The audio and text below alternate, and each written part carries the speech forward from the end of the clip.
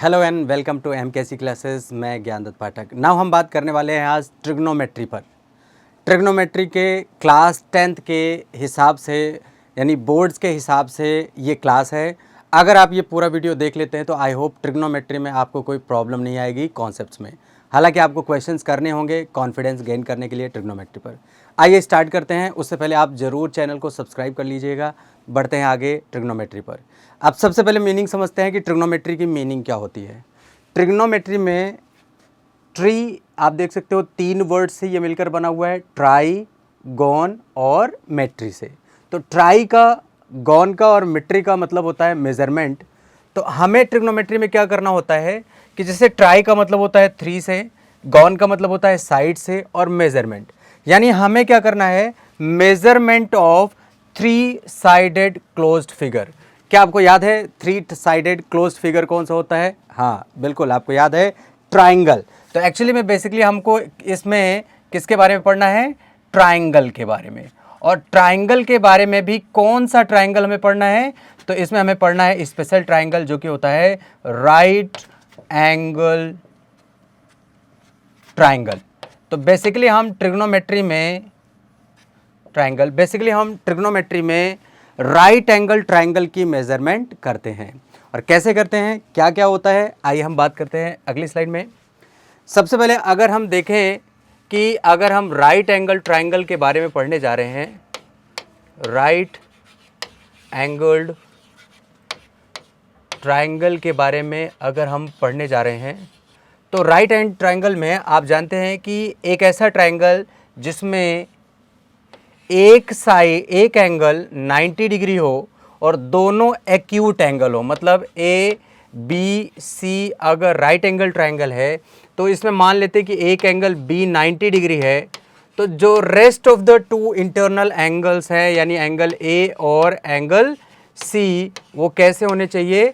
Acute angle होने चाहिए। कैसे होने चाहिए? एक्यूट एंगल होने चाहिए, एक्यूट एंगल। या फिर आप ये समझ लीजिए कि भाई अगर एक 90 डिग्री है तो एंगल सम प्रॉपर्टी से बाकी दोनों एंगल का सम कितना होना चाहिए? 90 डिग्री होनी चाहिए। ध्यान रखिएगा ये क्वेश्चन MCQs में आ सकता है कि अदर 2 एंगल जो होंगे उनका सम कितना होगा? 90 डिग्री होगा। देखिए हमने एंगल की बात कर ली, अब हम बात करने जा रहे हैं कि इस राइट एंगल ट्राइंगल में 3 साइड्स हैं। हम कैसे डिसाइड करेंगे कि कौन सा साइड क्या है? तो इनका नेमिंग करने वाले हैं, लेवलिंग। तो ध्यान रखिएगा जो 90 के सामने वाली साइड होती है ये लॉन्गेस्ट साइड होती है, लॉन्गेस्ट साइड होती है, और लॉन्गेस्ट साइड को हम लोग हाइपोटेनियस कहते हैं। इन शॉर्ट हम H लिखेंगे। तो 90 डिग्री के सामने या फिर लॉन्गेस्ट साइड को हम हाइपोटेनियस कहते हैं, हम H से डिनोट करेंगे। बाकी जो 2 साइड्स हैं उनमें से अगर आप एक को बेस मान लेते हो जिसको हम B से डिनोट करेंगे, तो दूसरा वाला परपेंडिकुलर हो जाएगा, यानी हम P से डिनोट करेंगे।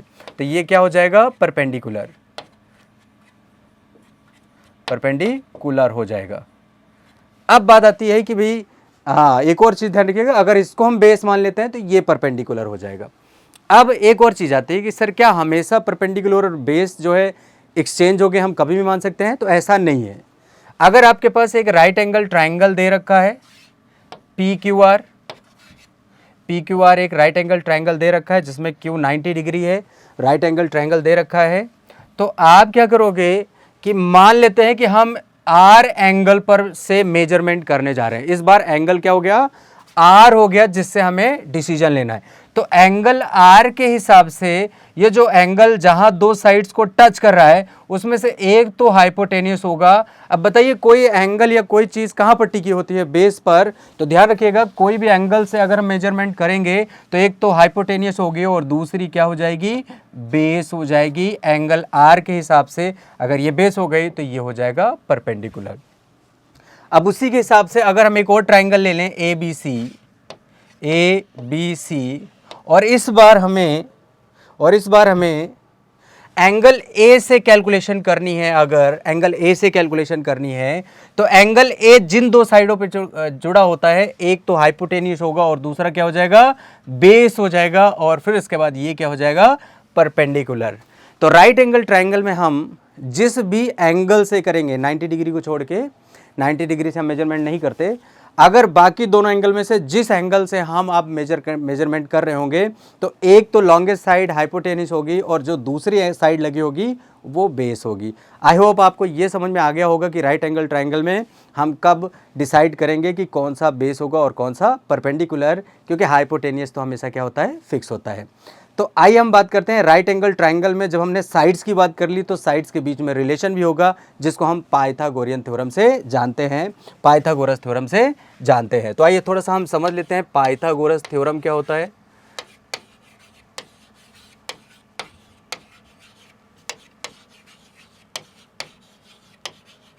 पाइथागोरियन थ्योरम भी इसको कहा जाता है। अब पाइथागोरस थ्योरम क्या होता है इसको समझिएगा। एक राइट एंगल ट्रायंगल में ए बी सी में बी पर 90 डिग्री है, ये हाइपोटेनियस है, इस समय हम इसको बेस मान लेते हैं और ये परपेंडिकुलर। तो पाइथागोरस थ्योरम इन तीनों साइड्स के बीच में क्या बताता है, रिलेशन बताता है कि जो लॉन्गेस्ट साइड होगी यानी हाइपोटेनियस का square is equals to sum of square of other two sides, यानी perpendicular square plus base square. भाई बड़ी अगर कोई साइड है तो वही तो बाकी दोनों के सम से ही आएगा। तो इस तरीके से perpendicular square plus base square. But आप ये जो देख रहे हैं, इसको आपको हमेशा नहीं याद रखना है। आपको ध्यान क्या रखना है जिससे क्वेश्चन जल्दी हो पाए, ध्यान क्या रखना है वो देखिए कि भाई इस फॉर्मूले में आपको अगर हाइपोटेनियस डायरेक्टली चाहिए, अगर अदर टू साइड्स दे रखे हैं तो आपको क्या करना चाहिए कि इधर से स्क्वायर रूट हटाओ और इधर स्क्वायर रूट, इधर से स्क्वायर हटाओ इधर स्क्वायर रूट लगा दो तो क्या हो जाएगा, P square plus B square. तो एच ये फॉर्मूला आपको याद रखना है। उसी तरीके से अगर आपको परपेंडिकुलर चाहिए, अदर टू साइड्स गिवन है, तो आप क्या करिए, हाइपोटेनियस के स्क्वायर में से दूसरे वाली साइड का स्क्वायर क्या कर दीजिए, माइनस कर दीजिए। उसी तरह से आप मुझे बताएंगे कि अगर हमें बेस चाहिए होगा तो क्या करना होगा, हाइपोटेनियस के स्क्वायर में से परपेंडिकुलर का स्क्वायर माइनस कर देंगे। समझिएगा, हमेशा अगर आप ये फॉर्मूला यूज करेंगे तो आपको कैलकुलेशन ज़्यादा करनी पड़ेगी। अगर आप ये ध्यान रखेंगे तो आपको कैलकुलेशन जल्दी से हो जाएगा। आई होप आप समझ गए होंगे कि ये तीन फॉर्मूले क्यों यूज़ करने हैं। अगर हाइपोटेनियस चाहिए होगा तो आपको क्या करना है, अदर टू साइड्स को आपको स्क्वायर करके ऐड करके स्क्वायर रूट ले लेना है। अगर आपको बेस और परपेंडिकुलर चाहिए होगा तो आपको क्या करना है, under root H square minus B square, यानी एच स्क्वायर में से दूसरी साइड्स को क्या कर देना है, उसका स्क्वायर माइनस कर देना है और अंडर रूट ले लेना है।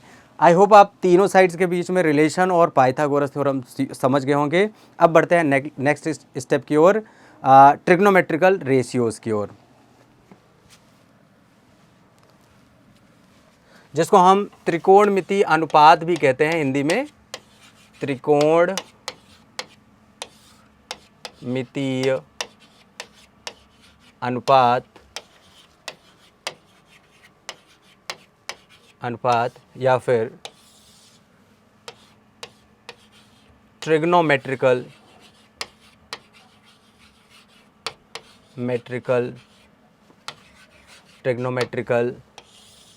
रेशियोज भी कहते हैं। यहीं पर बात आ जाती है ट्रिग्नोमेट्री की।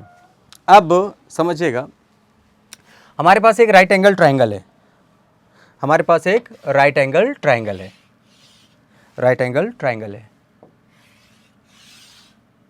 ए बी सी एक राइट एंगल ट्रायंगल है, यहाँ पर 90 डिग्री है। अब क्या है कि जैसे ये हाइपोटेनियस है, अगर हम इस एंगल के हिसाब से बात कर रहे होंगे तो ये बेस है और ये क्या होगा, परपेंडिकुलर होगा। अब तीनों साइड्स के बीच में क्या रिलेशन होता है और एंगल से इसको हम कैसे जोड़ेंगे, एंगल से कैसे जोड़ते हैं इसको समझिए।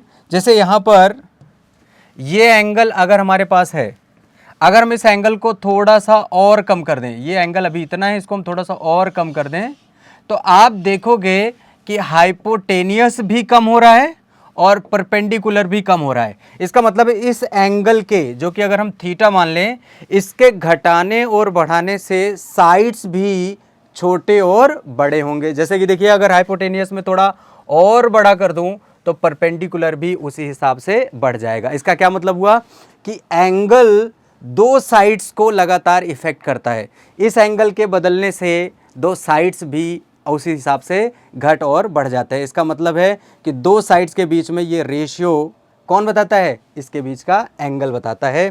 तो कैसे ये होता है ये थोड़ा मैं समझा दूं आपको। और यहाँ पर एंगल अगर हम इसको थीटा मान लें तो इस हिसाब से ये बेस हो जाएगा, ये हाइपोटेनियस हमेशा रहेगा और ये बन जाएगा परपेंडिकुलर। अब हम जैसे कि मैंने आपको समझाया कि एंगल बदल देने से दो साइड्स भी इफेक्ट होते हैं। तो पहले तो मैं क्या करने जा रहा हूँ कि जितने पॉसिबल यहाँ पर साइड्स हैं उनके रेशियो लिख रहा हूँ। जैसे पहले मैं P/H लिख रहा हूँ, यानी परपेंडिकुलर और हाइपोटेनियस का रेशियो। उसी तरह से मैं बेस और हाइपोटेनियस का रेशियो लिख सकता हूँ। उसी तरह से परपेंडिकुलर और बेस का भी रेशियो लिखा जा सकता है। जब ये लिखे जा सकते हैं तो इनका रेसिप्रोकल यानी H/P भी लिखा जा सकता है। H/P भी लिख रहे हैं, H/B भी लिख रहे हैं और B/P भी लिख रहे हैं। क्या इन 6 रेशियो के अलावा भी आप कोई लिख सकते हैं? नहीं। तो 6 पॉसिबल रेशियोज बनाए जा सकते हैं 3 साइड्स के बीच में। अब हमें देखना है कि थीटा बदल देने से इन दोनों साइड्स के रेशियो में क्या फ़र्क होता है, थीटा बदल देने से इन दोनों के साइड्स में क्या फ़र्क आता है, थीटा बदल देने से उसी तरह से यहाँ पर भी बदल देने से क्या फ़र्क आएगा, ये हमें देखना है।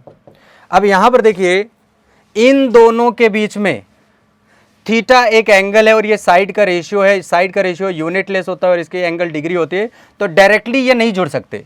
जैसे क्या होता है कि अगर हमें 2 नंबर ऐड करने हैं 2 और 2, तो हमें क्या यूज करना होता है? Plus sign. वैसे ही अगर हमें एंगल और साइड के रेशियो को कनेक्ट करना है तो हमें एक और पैरामीटर चाहिए होगा। तो इन दोनों साइड्स के रेशियो को जो एंगल, जो पैरामीटर, जो साइन हमें यूज करना होता है वो क्या होता है? साइन होता है। तो साइन थीटा इज इक्वल्स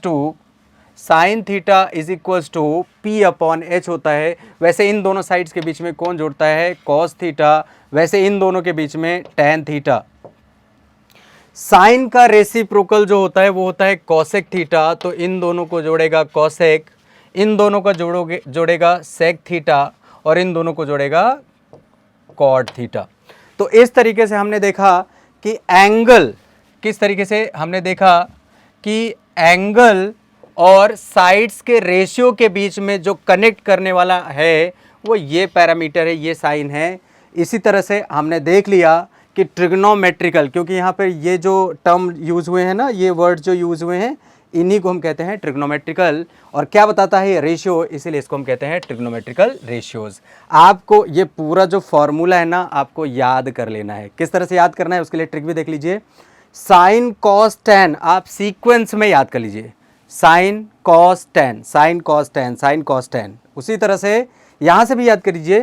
देखिए P/H, B/H, तो P/B ऐसे याद करिए, P/H, B/H। अब आप H को हटा दीजिए तो क्या बन गया?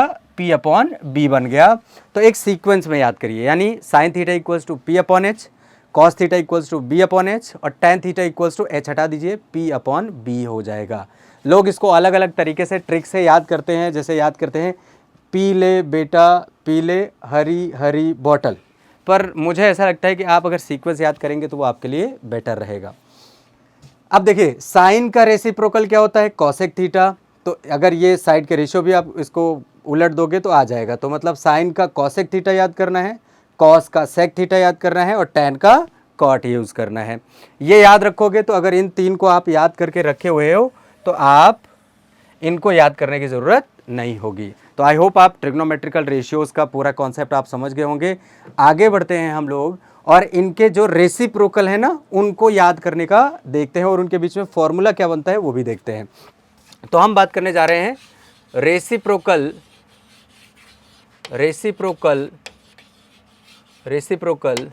रिलेशनशिप्स। ये आपको जो आप 8.4 या 8.3 न्यू बुक में पढ़ेंगे, जो प्रूफ्स करेंगे, उसमें इसका बहुत बड़ा रूल है। इसके बिना आप उसको समझ नहीं सकते।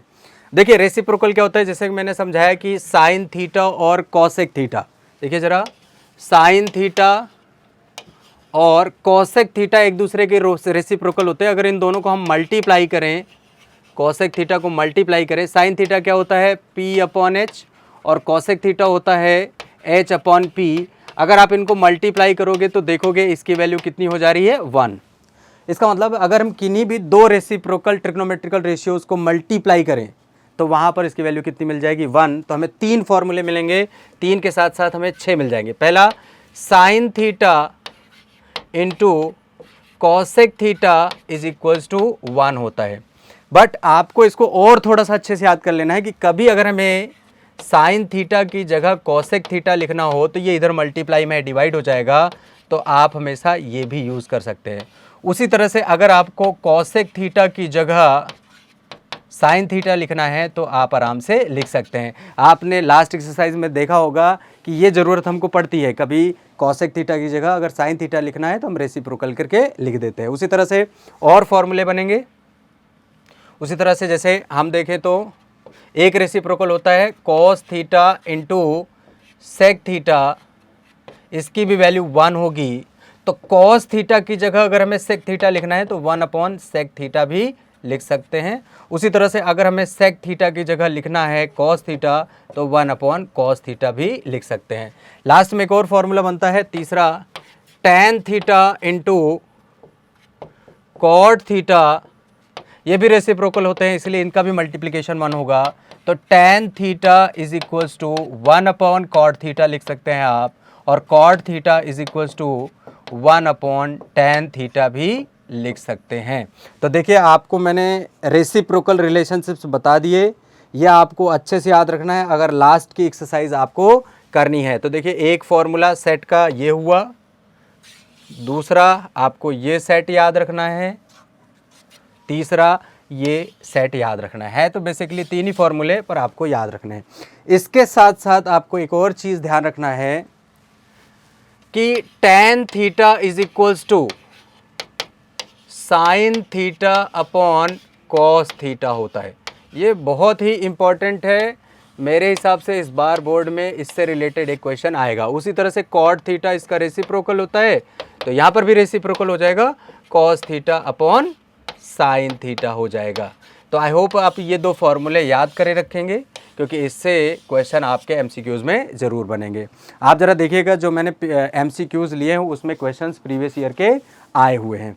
बढ़ते हैं आगे, एक लास्ट और पॉइंट है हमारा ट्रिग्नोमेट्रिकल आइडेंटिटीज़। ट्रिग्नोमेट्रिकल ट्रिग्नोमेट्रिकल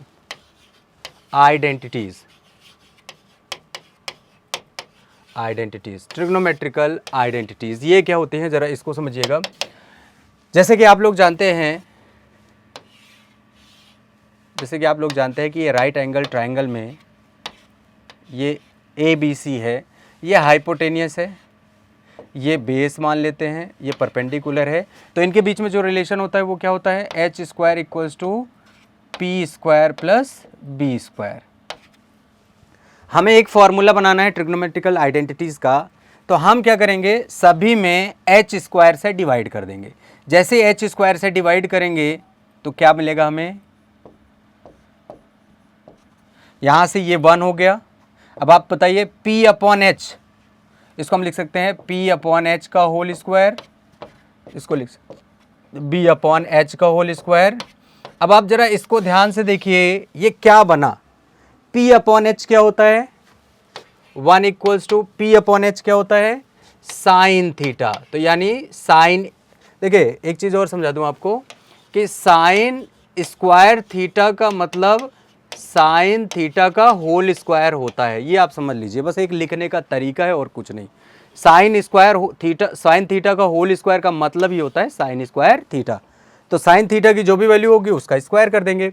तो sign square theta plus cos square theta क्या हो जाएगा, b अपॉन h का होल स्क्वायर। तो इस तरीके से एक आइडेंटिटी हमको यहाँ पर मिल गई है। उसी तरह से अगर हम p स्क्वायर से डिवाइड करेंगे दूसरी आइडेंटिटी मिलेगी, b स्क्वायर से डिवाइड करेंगे तो तीसरी आइडेंटिटी मिलेगी। इसका मतलब है 3 सर्वसमीकाएं होती हैं हमारे पास जो लास्ट के एक्सरसाइज में प्रूविंग में बहुत काम आता है। उसको देख लेते हैं, फॉर्मूला देख लेते हैं। पहली आइडेंटिटी होती है जो मैंने आपको डिराइव करके बताया, sine square theta plus cos square theta equals to 1 होगा। इसको भी आपको अच्छे से याद रखना है। जैसे कि अगर आपको साइन स्क्वायर थीटा की जगह कॉस स्क्वायर थीटा लिखना है तो ये उधर माइनस हो जाएगा 1 माइनस कॉस स्क्वायर थीटा। उसी तरह से अगर आपको कॉस स्क्वायर थीटा चाहिए तो 1 माइनस साइन स्क्वायर थीटा हो जाएगा। दूसरा 1 plus tan square theta is equals to sec square theta. अगर आपको देखिए ये तो आइडेंटिटी है, पर इसमें भी काफ़ी काम करना होता है कि जैसे अगर टेन स्क्वायर थीटा को उधर लेके जाओ आप तो ये क्या बन जाएगा, sec square theta minus tan square theta. एक और बात ध्यान रखिएगा, ये A square minus B square की आइडेंटिटी लग सकती है। तो 1 equals to sec theta plus tan theta और sec theta minus tan theta. इसका क्या मतलब हुआ कि ये कभी कभी आपको इस आइडेंटिटी को यूज़ करना पड़ सकता है, कभी इसको यूज़ करना पड़ सकता है और कभी इसको यूज़ करना पड़ सकता है। इसलिए मैंने सारे तरीके से जैसे हो सकते हैं आपको अच्छे से समझा दिया। एक और आइडेंटिटी है इसी तरीके से, 1 plus cot square theta is equals to cosec square theta. Cosec square theta, अब यहां पर भी वैसे ही होगा। कॉट स्क्वायर थीटा की वैल्यू अगर आपको चाहिए तो कॉसेक स्क्वायर थीटा -1 कर देंगे, और अगर आपको 1 की वैल्यू यानी इसको उधर लेके जाना है तो cosec square theta minus cot square theta. फिर से वही आप यहाँ पर ये आइडेंटिटी लगा सकते हैं। तो आई होप आपको ट्रिग्नोमेट्रिकल आइडेंटिटीज अच्छे से समझ में आ गई होंगी। पहला ये है sine square theta plus cos square theta equals to 1। दूसरा है 1 plus tan square theta equals to sec square theta. और तीसरा है 1 plus cot square theta equals to cosec square theta. एक और चीज़, ये फॉर्मूले भूलते बहुत हैं, इसीलिए आपको याद रखने का एक तरीका बता रहा हूँ कि आप क्या करोगे कि sign square theta plus cos square theta सब प्लस में है, उसी तरह से इसको भी आप प्लस में ही याद रखिए। आप उसको उधर ले जाके मत याद करिए, जैसे 1 plus tan square theta sec square theta, plus में ही सारे याद करिए तो आपको हमेशा के लिए याद रहेंगे। आई होप आपको ट्रिग्नोमेट्री का कॉन्सेप्ट बहुत अच्छे से समझ में आ गया होगा। पर एक चीज़ है कि जब तक आप क्वेश्चन की प्रैक्टिस नहीं करेंगे आपको उतना अच्छा वो समझ में नहीं आएगा। अगर आपको क्वेश्चन की प्रैक्टिस मेरे साथ करनी है तो ज़रूर सब्सक्राइब करिए और कमेंट में ज़रूर लिखिए, हम आपके साथ ज़रूर प्रैक्टिस करेंगे। आज के लिए इतना ही, धन्यवाद।